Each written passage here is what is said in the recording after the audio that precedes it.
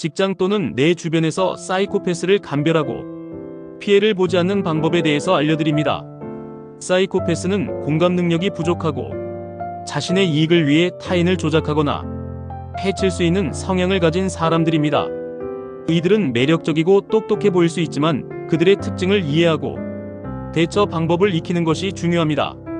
먼저 사이코패스는 다음과 같은 특징을 보이는 경우가 많습니다. 첫째, 겉으로는 매력적이고 친절해 보이지만 거짓말과 속임수를 통해 자신의 목적을 달성하려 합니다.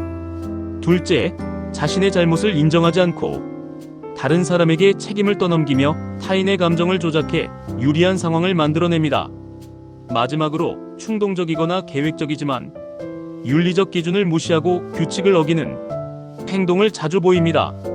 이러한 특징은 PCLR 사이카퍼시 체크리스트 리바이즈드를 개발한 닥터 로버트 D 헤어의 연구에서도 강조된 바 있습니다.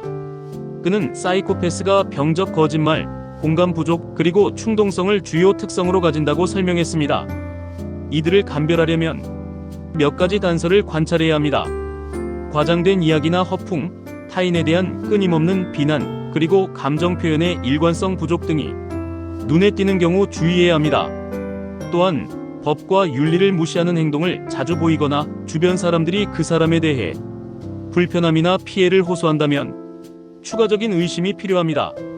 블레어 et al. 2005년도 연구에 따르면 사이코패스는 타인의 정서적 신호를 제대로 해석하지 못하며 이러한 특징은 감별의 중요한 단서가 될 수 있습니다.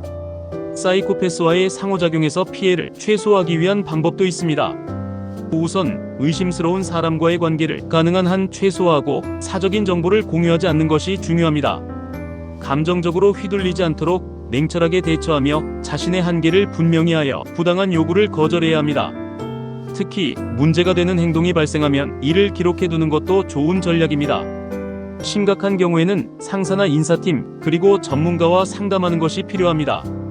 킬 2014년도 연구는 사이코패스와의 상호작용에서 냉정함과 기록의 중요성을 강조하며 문제가 발생했을 때 체계적인 접근이 피해를 줄이는 데 효과적이라고 말합니다.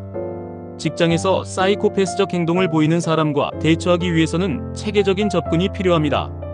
팀워크를 강화하여 그들의 영향력을 분산시키고 문제가 발생하면 회사의 공식적인 보고 절차를 활용해야 합니다.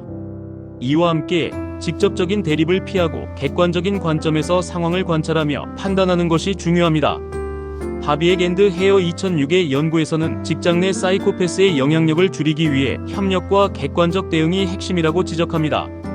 만약 사이코패스와의 상호작용으로 인해 정신적 스트레스가 발생한다면 전문가와의 심리 상담을 통해 도움을 받는 것이 좋습니다.